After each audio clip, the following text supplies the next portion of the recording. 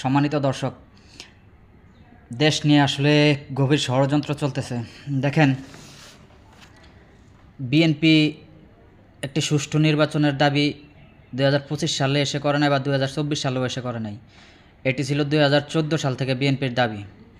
এই দাবির পক্ষে বিএনপি পর্যন্ত বহু হরতাল, অবরোধ, বিভিন্ন কর্মসূচি পালন করেছে এবং এসব কর্মসূচি পালন করতে গিয়ে বিএনপির প্রায় 4780 জন কর্মী মারা গেছে এই পর্যন্ত।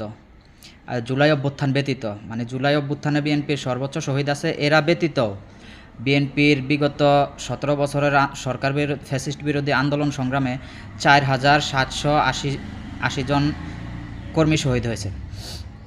তো এরা যে শহীদ হয়েছে, এরা যে জীবন দিয়েছে, এরা কাদের জন্য জীবন দিয়েছে, কী দাবি নিয়ে জীবন দিয়েছে? এরা কি নিজেদের জন্য জীবন দিয়েছে? এরা কি নিজেদের কোনো এজেন্ডা বাস্তবায়নের পক্ষে রাস্তায় নেমেছিল? এদের দাবি ছিল একটি গণতান্ত্রিক রাষ্ট্র, একটি গণতান্ত্রিক সরকার, একটি সুষ্ঠু নির্বাচন। এসব এজেন্ডা সামনে রেখে এরা আন্দোলন করেছিল।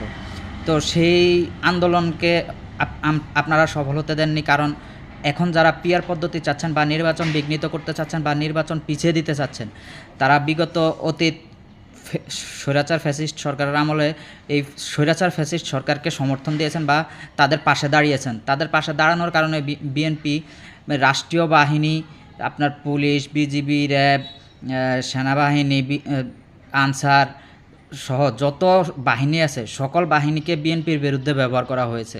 এমন কোনো বাহিনী নেই যে বাহিনী বলতে পারবে না যে বিএনপির উপরে নির্যাতন চালায়নি। রাষ্ট্রের এমন কোনো বাহিনী নেই। এর বাইরেও আওয়ামী লীগের ক্যাডারদের হাতে হাতে আগ্নেয়াস্ত্র ছিল। তারা যখন যেভাবে মন চেয়েছে হেলমেট পরে, বা হেলমেটের ভিতরে অনেক সময় গুপ্ত সংগঠন শিবিরের লোকজন ছিল, তারা যখনই সুযোগ পেয়েছে, সময় পেয়েছে, তারা আপনার বিএনপির কর্মীদেরকে হত্যা করেছে, বিএনপির আন্দোলনকারীদেরকে হত্যা করেছে। মূলত বিএনপি রাজপথে একাই সংগ্রাম চালিয়ে গেছে বিগত 17 বছর। তো 17 বছর সফল হয়নি, কারণ বিএনপি একা ছিল। কিন্তু যখন আপনারা রাজপথে নেমেছেন, বিএনপি কিন্তু মুখ ঘুরিয়ে রাখেনি বা মুখ ঘুরিয়ে অন্যদিকে তাকিয়েও থাকেনি। বিএনপি কিন্তু আপনাদেরকে সমর্থন দিয়েছে এবং বিএনপি সর্বোচ্চ শহীদ হয়েছে বিএনপির কর্মীরা আপনাদের আন্দোলনে।